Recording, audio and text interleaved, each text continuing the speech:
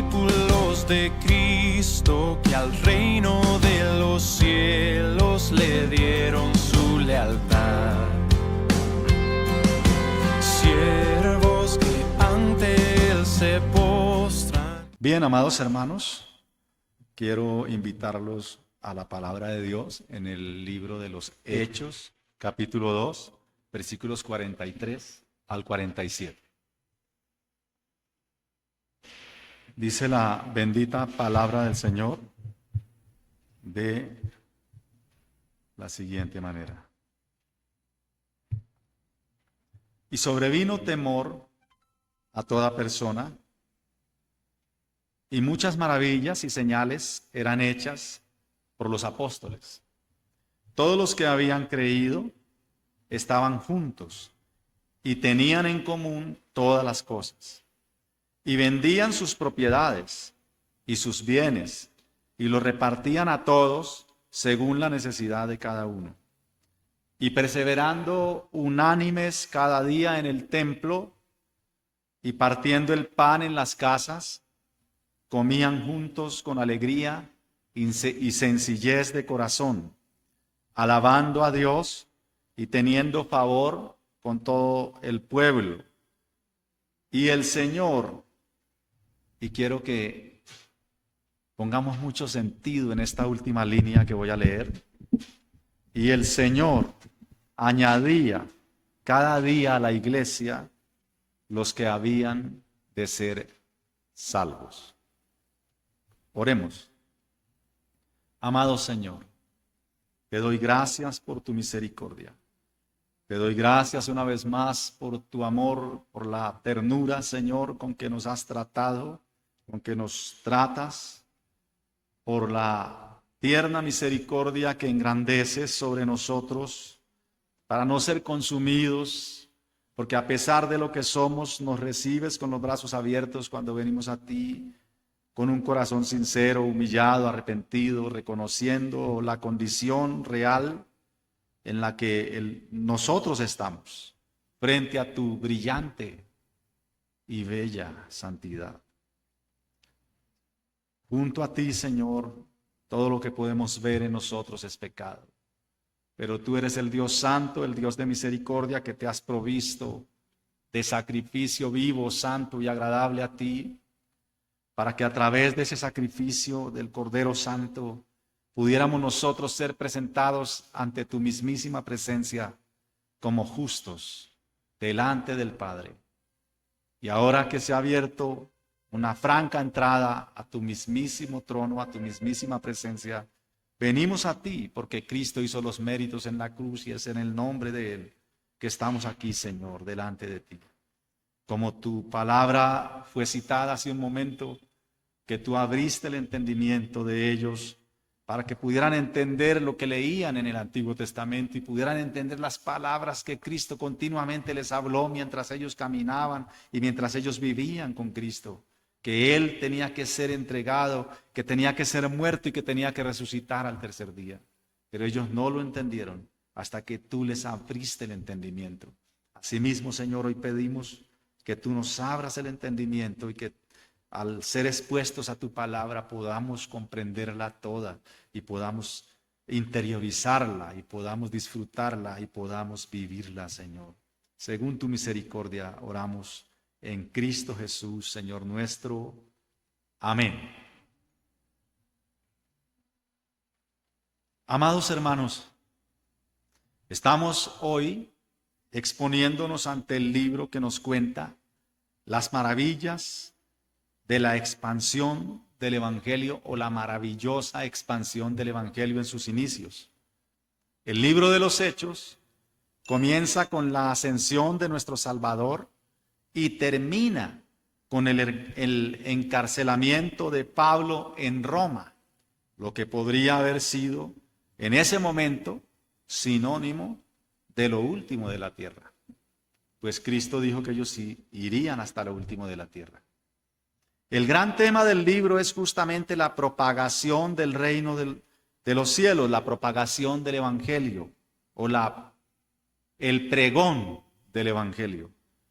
Siendo el hilo conductor de todo el libro el Espíritu Santo, como lo es no solamente del libro de los Hechos, sino de toda la Biblia, porque Él es el inspirador de toda la Escritura.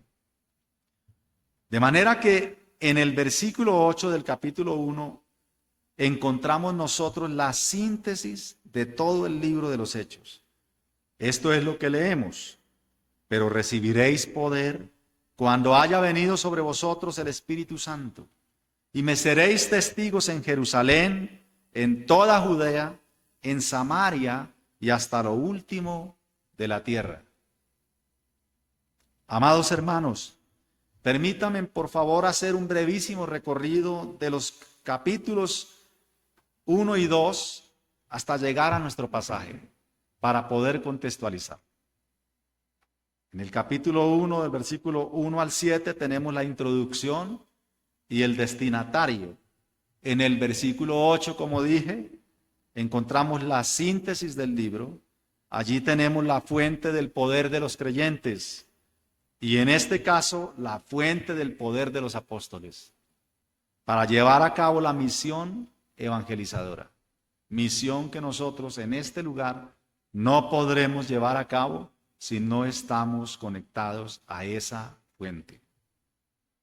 En el versículo 9 los versículos 9 al 26 tenemos la espera de los discípulos. Ellos estaban esperando al Espíritu Santo, el cual los dotó de poder para que fueran testigos de la resurrección. Luego, en el capítulo 2, los versículos 1 al 13, allí encontramos una gran necesidad de la iglesia de hacer la obra misionera. Y luego los versículos 14 al 36 tenemos la explicación de 3 misterios. Allí es en ese capítulo donde encontramos nuestro texto. El primero de los misterios es explicado, es el misterio del hablar en lenguas. El segundo misterio es la resurrección del Mesías. Y el tercer misterio es la exaltación del Mesías. Esta es la primera predicación del apóstol Pedro. Después, en los versículos 37 al 41, Lucas continúa su narrativa contándonos sobre el impacto que tiene el Evangelio sobre las personas. Ellos fueron compungidos de corazón y movidos hacia la fe, hacia el arrepentimiento y hacia la obediencia del bautismo. Ahora, en los versículos 42 al 47, estamos ante el primer resumen que Lucas hace de lo que está sucediendo con la iglesia. Estos resúmenes podemos encontrarlos a lo largo del libro de los Hechos. Varios sumarios hace Lucas cada tanto en su libro. Por ejemplo, en Hechos 4, 32 al 35, él hace un resumen. Luego en 5, 12 al 16 encontramos otro resumen de cómo va la iglesia hasta ese momento. Luego en 6, 7, luego en 9, 31, luego en 19, 20 y luego en 28, 31. Así que Lucas, cuando uno lee su libro histórico, uno encuentra que él va haciendo pequeños resúmenes cada tanto. El médico amado hace una bella descripción de lo que fue la iglesia en sus comienzos. La iglesia quizá en su mejor momento. Amados, si bien es cierto que no podemos trasladarnos físicamente a aquella bendita primera época, sí podemos saber por las Escrituras y conocer con humilde corazón la descripción que aquí tenemos. Hermanos, tras el breve bosquejo del versículo 42, el resumen de Lucas que veremos hoy en los versículos 43 al 47 comienza con estas sobrecogedoras palabras. Y sobrevino temor a toda persona. Pero en el versículo 46, Lucas nos habla de alegría y de sencillez de corazón. Luego cierra su pequeño resumen con la acción de Dios, añadiendo a los que se salvarían. Esta es una razón suficiente, amados hermanos, para titular este sermón, El reino de los cielos en la tierra. Permítanme, amados hermanos, esgrimir para ustedes este sermón y sacar de nuestro texto 3 elementos que he hallado en él. Nuestro primer elemento es el temor frente al poder del reino celestial, que lo encontramos en el versículo 43. Y nuestro segundo elemento, la vida en la tierra de los ciudadanos del reino, que lo encontramos en los versículos 44 al 47, la parte A. Nuestro tercer elemento, la misericordia del Rey de los cielos, incorporando ciudadanos en su reino. Lo encontramos en la parte B de nuestro versículo 47. Abordemos entonces, amados hermanos, nuestro primer punto con tranquilidad. El temor frente al poder del reino celestial. Lean conmigo el versículo 43. Y sobrevino temor a toda persona, y muchas maravillas y señales eran hechas por los apóstoles. Amados hermanos, la palabra que se usa acá para temor en griego es phobos, que significa literalmente alarma o susto, estar alarmado, alarmarse. De modo que la gente estaba literalmente asombrada, literalmente boquiabierta al ver lo que estaban viendo. Y no era para menos. Nuestro texto nos dice que por la mano de los emisarios del Señor se hacían muchas maravillas y señales. Así que estos hechos portentosos produjeron un temor reverente en las personas. Aunque en el Antiguo Testamento se narran hechos enormemente portentosos, tales como las plagas en Egipto, el mar rojo abriéndose en dos para dejar un camino seco, el agua de la peña en Horeb, el maná, los milagros hechos por Elías, luego los milagros hechos por Eliseos y muchísimos milagros muy portentosos y muy poderosos. Ahora, han pasado largos 400 años de silencio. Ni una palabra, ni un milagro, nada. De pronto, una voz en el desierto comienza a hablar, y detrás de la voz que clama en el desierto, viene caminando un hombre por la senda que preparó esa voz. Este es un varón poderoso en palabras y en hechos portentosos. Él convierte el agua en vino, calma la tempestad, tiene poder para sanar cualquier enfermedad por grave que ésta sea. No importa si es lepra o parálisis, y hasta tiene poder para resucitar los muertos. Pero algo sucede. Algo que atemoriza a todos. Algo que incluso hace que la tierra tiemble y que el sol se oscurezca. Aquel hombre de los milagros y de las palabras poderosas está colgado en una cruz.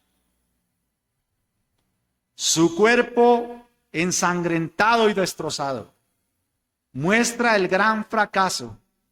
Allí él muere y todos están atemorizados. Incluso uno que le había dicho que iría con él hasta la muerte y que luego sacó espada para defenderlo. Cuando estaban en pleno juicio, le negó, no una, sino 3 veces. Y el resto de hombres que una vez le siguieron, huyeron despavoridos. Todos lo abandonaron. Todos tenían un gran temor. El temor se había apoderado de ellos. Era un miedo cobarde. Así que todo había acabado. La gente simplemente se dispersó y cada uno volvió a lo suyo. No obstante, algo pasó. algo que lo cambió todo. No superficialmente, sino profundamente. No temporalmente, sino para siempre. Este que fue crucificado se levantó de la tumba al tercer día.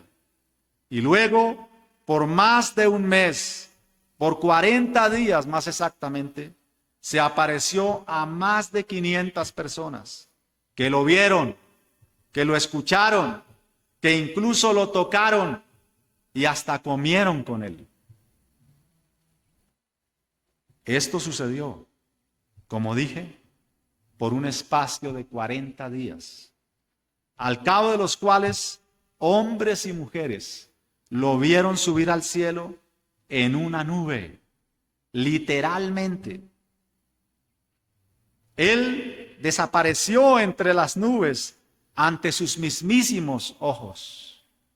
Ellos estaban atónitos. Han pasado ya 50 días desde la crucifixión. Están reunidas unas 120 personas en un segundo piso.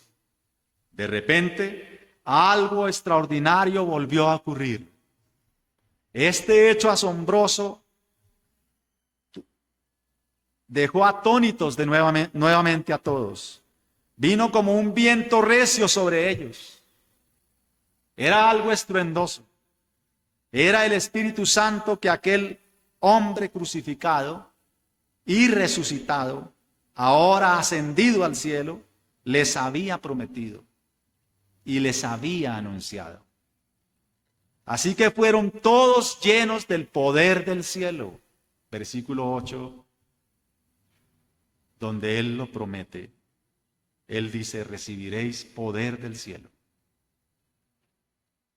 De manera que ya no es un solo hombre. Ahora son 120, llenos de poder, haciendo cosas poderosas, haciendo maravillas y señales. Y a ellos se han sumado ya como 3,000 hombres más, sin contar mujeres y sin contar niños. Entonces, hermanos, si un solo hombre causaba asombro, 120 llenos de este poder, en realidad causaba miedo. Así que ellos estaban llenos de miedo. Pero ya no era un miedo cobarde como el de Pedro en el patio de Caifás, sino que ahora es un temor reverente. Es un temor de respeto. En realidad es un asombro por lo que están viviendo. Este temor lleva a algunos a creer en el evangelio que estos hombres predicaban. Lo que ellos decían es que Jesús, el que habían matado, Dios lo había resucitado y le había hecho Señor y Cristo. Que como Él estaba vivo, por eso ellos podían hacer todas estas señales y todos estos milagros. De manera que muchos creyeron y fueron salvados y transformados por el poder del evangelio, dando comienzo así a una nueva comunidad, con una nueva forma de vivir. Y esto, por supuesto, hermanos, nos lleva directo a nuestro segundo punto: la vida en la tierra de los ciudadanos del cielo. La vida en la tierra de los ciudadanos del cielo. Lean conmigo los versículos 44 al 47a. Todos los que habían creído estaban juntos y tenían en común todas las cosas, y vendían sus propiedades y sus bienes y los repartían a todos según la necesidad de cada uno. Y perseverando unánimes cada día en el templo y partiendo el pan en las casas, comían juntos con alegría y sencillez de corazón, alabando a Dios y teniendo favor con todo el pueblo. Amados hermanos, el 46 deja claro que en principio el lugar donde se reunían a diario estas personas era el templo. Ellos iban al templo, el cual estaba abierto todos los días y todos los judíos podían entrar. Pero incluso había un patio más exterior para los gentiles. De hecho, se llamaba atrio de los gentiles, porque allí podían ingresar incluso gentiles. En el capítulo 3 vemos a Pedro y a Juan yendo a orar al templo en un día cualquiera a las 3 de la tarde. Y luego en el capítulo 5 vemos una reunión en el pórtico de Salomón. Así que usar las instalaciones del templo fue un recurso de la iglesia en sus inicios. Usar estas instalaciones es un recurso nuestro en nuestros inicios, en una nueva etapa de esta iglesia. Pero estos ciudadanos del cielo no se limitaban únicamente a asistir al templo de una manera religiosa, sino que vivieron en la tierra como unos verdaderos embajadores de la patria celestial. De manera que se manifestaba la naturaleza del reino celestial en sus ciudadanos. Esta naturaleza es el amor, al punto de llegar a tener comunión, de estar juntos sin importar ya el estatus social. Una de las iglesias maravillosas que podemos ver en el Nuevo Testamento y de la cual prediqué alrededor de unos 4 años, es la iglesia filipense. Es la iglesia de los amores de Pablo. Y esta iglesia filipense se caracteriza porque tiene gente de todos los estratos sociales. Había una niña que había sido esclava, había un carcelero de clase media, había aristócratas, vendedores de púrpura, habían de todo. Y todos se amaban igual, de todos los estratos sociales. Así que esta es la naturaleza de la iglesia. El amor que elimina el estatus social. Quizá en el templo no podían juntarse hombres y mujeres. Ellos no podían juntarse para orar. Los hombres oraban aparte y las mujeres aparte. Ellos no podían adorar a Dios juntos en el templo.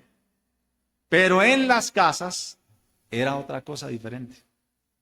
Y esta comunidad comenzó así. Allí estaban juntos, sin distingo de sexo, sin distingo de etnia, sin distingo de raza y sin distingo social. Era una sola comunidad. Todos eran ciudadanos del reino de los cielos. Por tanto, todos tenían el mismo estatus. Esto es lo que más adelante Pablo escribe a la iglesia de Galacia, o a las iglesias de Galacia, porque no es una sola iglesia, sino muchas iglesias en la región de Galacia. Pues todos sois hijos de Dios por la fe en Cristo Jesús, porque todos los que habéis sido bautizados en Cristo, de Cristo estáis revestidos. Ya no hay judío ni griego, no hay esclavo ni libre, no hay varón ni mujer, porque todos vosotros sois uno en Cristo Jesús. Y si vosotros sois de Cristo, ciertamente linaje de Abraham sois y herederos según la promesa. Gálatas 3, 26 al 29. Si ya no hay distinciones entre hermanos, es natural tener las cosas en común. Pero tener todas las cosas en común no significa comunismo. No es que todos vendieron todo e hicieron un fondo común. No. En este pasaje el término vender en el idioma griego da la idea de una venta progresiva. O sea, no fue una sola venta, sino... Así que no había no habla de una gran venta masiva donde después se repartió el dinero entre todos. Más bien habla de que cuando surgía una necesidad, alguien vendía alguna cosa o alguna propiedad para suplir esa necesidad. Es decir, alguien que tenía posesiones veía alguna necesidad en la iglesia y esa persona que tenía esas posesiones vendía algo de valor, lo que la persona podía, para suplir esa necesidad. Esa es la idea del griego en ese pasaje. Ellos vendían sus propiedades. Así que el Espíritu Santo los llenó de su amor, no para hacer desaparecer la propiedad privada, oígase bien. Estoy diciendo esto con toda la intención y sé que va a quedar grabado y me van a ver. Y voy a estar hasta en peligro, yo creo. Pero Cristo no dijo esto para hacer desaparecer la propiedad privada. De hecho, en la Biblia se protege la propiedad privada. Así que esto no es comunismo. Esto es cristianismo puro. Sino para hacer desaparecer el egoísmo. Lo que Cristo sí quiere hacer desaparecer en el corazón humano es el egoísmo. A tal punto que algunos ricos vendieron incluso algunas de sus propiedades como casas o fincas. Eso lo vemos en el libro de los Hechos. Vendieron algún bien de valor para poder suplir las necesidades de algunos hermanos.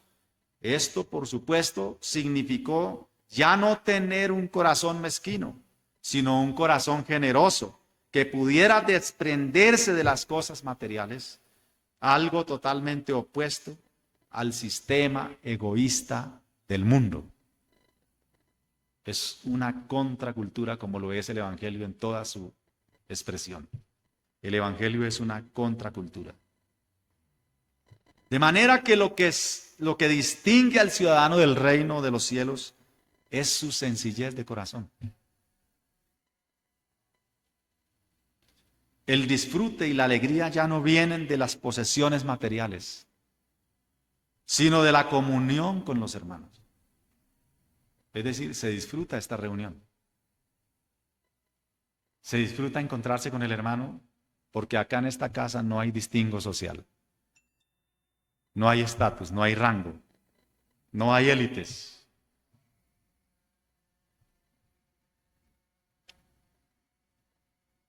En el reino de los cielos hay más disfrute en el deleite y más deleite en comer en compañía y comunión con un hermano que en poseer muchas cosas.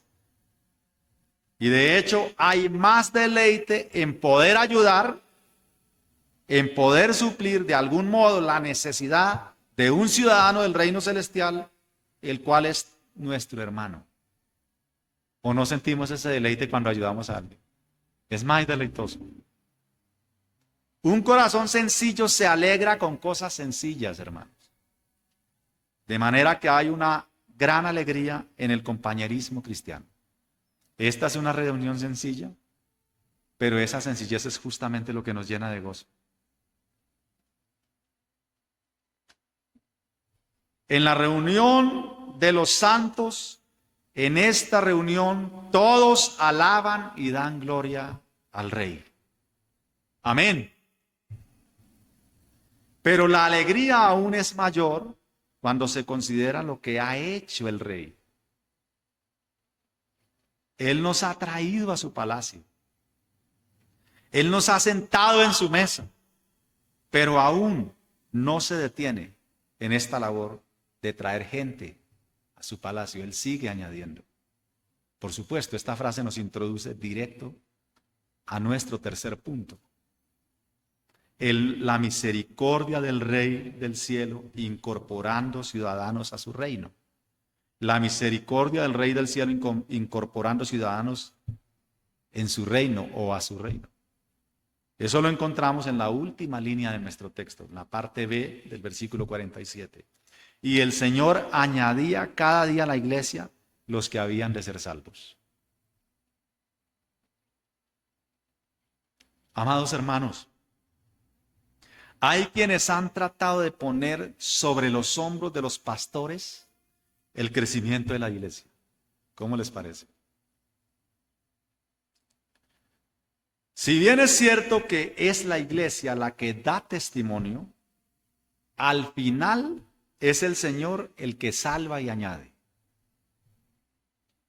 Quiero decirles, amados hermanos, que su nuevo pastor no es capaz de convertir ni un zancudo. Yo no soy capaz de convencer ni un zancudo, hermanos. Este es el pastor que les ha tocado. El Señor es el que añade y salva a personas y les concede la ciudadanía. Es el Rey el que tiene la potestad para expedir las cédulas celestiales. Aún nosotros somos los ciudadanos del reino y somos los encargados de pregonar la invitación del Rey a su palacio. Pero es Él quien se reserva el derecho de admisión. Nosotros estamos enviados a salir a invitar a todos. Y ellos llegan a esta sala de espera. Pero solo Él sabe a quién le da el ingreso al reino. Él es el que añade. Algunos en las haciendas del rey tienen el encargo de sembrar sus campos. Otros tienen el encargo de regar sus huertos. Pero en últimas, quien realmente tiene el poder de hacer germinar la planta es el mismísimo rey. Así, cuando el predicador predica, no tiene el poder de convertir ni un zancudo. El predicador de suyo no puede convencer a nadie. Es el Espíritu Santo quien convence de pecado.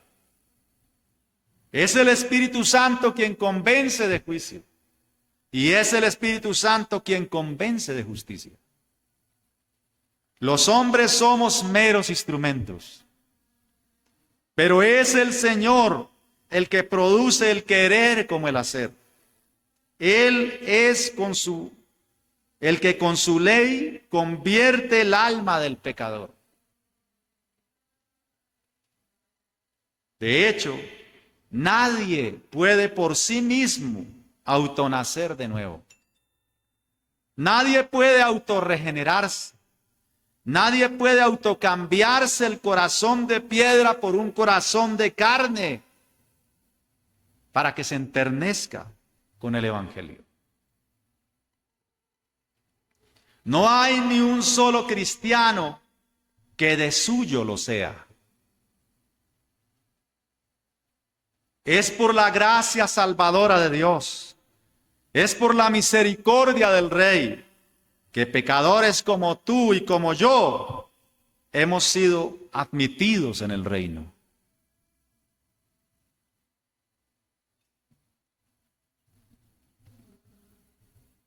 Debido a nuestro prontuario de pecados descritos en el capítulo 1 y 2 de la carta a los romanos, no era posible ser admitidos en la ciudad santa. Por el contrario, tendríamos que haber sido detenidos y encarcelados en el mismísimo infierno. Pero estando en el trámite, alguien anuló el acta de los decretos que había contra nosotros, que nos era contraria, la quitó de en medio, la clavó en la cruz, la exhibió públicamente, para que todos los interesados pudieran ver y acogerse al nuevo edicto que lo admite como ciudadanos del reino de los cielos, de la Sión celestial, de la ciudad santa, de la nueva Jerusalén.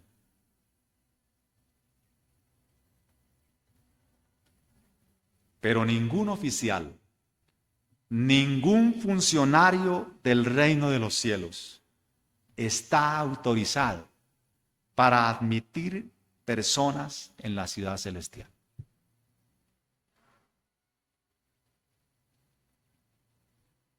Solo el Señor de la ciudad lo puede hacer. Solo Él puede añadir gente a su ciudad. Pero hay una condición.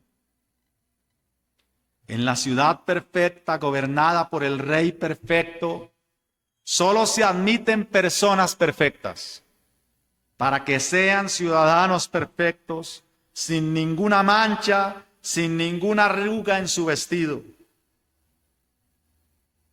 El problema es que no existen en la tierra este tipo de personas. No hay ni siquiera uno. No hay ni uno solo que sea perfecto. Así que todos tendrán que ser rechazados y ser enviados a la cárcel de Dios. No obstante, este rey es misericordioso. Es un rey que se duele del castigo, que no se complace en la muerte de los malvados y que por tanto se ha provisto de un fiador, de un sustituto para el pecador. Así que este sustituto vino y tomó las culpas y los pecados del pecador y los cargó en su cuenta personal y fue llevado a la condena. Este fiador pagó sin reserva toda la deuda penal que el pecador tiene para con Dios.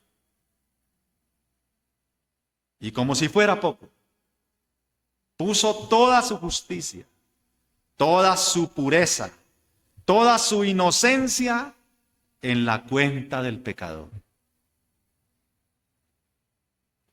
Así las cosas, ahora el miserable pecador puede ser admitido como un ciudadano perfecto en la ciudad perfecta por el Rey perfecto. Y ahora te preguntarás, pero ¿dónde estriba la misericordia de este Rey? Su misericordia reside en que el fiador que pagó la deuda es su propio Hijo.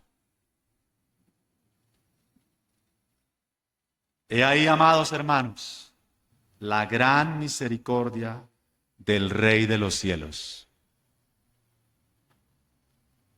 Entonces, amada iglesia, ¿qué nos está enseñando esta línea de nuestro texto acerca de Dios? Amados, lo que subyace en el texto es un Dios misericordioso. Es por su misericordia que envió a su Hijo. Es por su misericordia que luego envió su Espíritu Santo. Y es por su misericordia que luego salva a personas y las suma a su cielo. Pero hay un brillo mayor.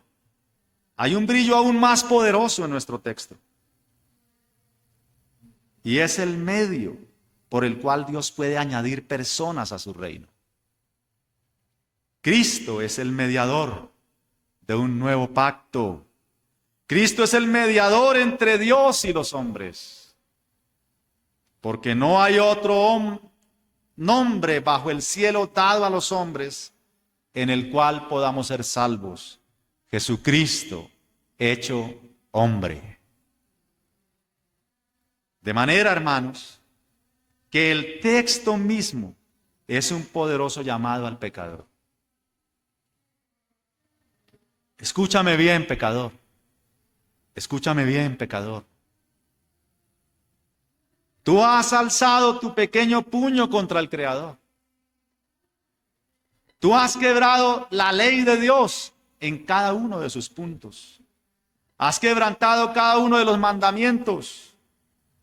Debido a tu rebelión contra Dios, las llamas del infierno están ardiendo ahora mismo bajo tus pies. Pronto serás lanzado al abismo. Por tanto, pecador, Dios te manda que te arrepientas hoy.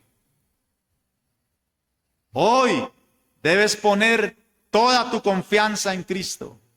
Debes suplicar hoy por tu vida. Pecador, cree en Cristo y arrepiéntete. Transfiere la confianza que tienes en ti y en tu propia justicia. Transfiere esa confianza a Cristo. Mira, pecador, si tú haces esto con todas las fuerzas de tu corazón, tú serás salvado. Vamos a orar. Amado Señor, gracias por tu misericordia. Gracias por permitirme esgrimir tu palabra para estos que hoy me concedes hoy. Te ruego, Señor, que produzcas en ellos fe y arrepentimiento y conversión para que sean sumados a tu reino. Te ruego, Señor, que los que ya están sumados sean confirmados, sean afianzados y su confianza sea una confianza sólida, una confianza firme en Cristo para vida eterna y salvación. Gracias por permitirme hablar tu palabra hoy. En Cristo Jesús, Señor nuestro. Amén. Amados hermanos, gracia y paz de Dios.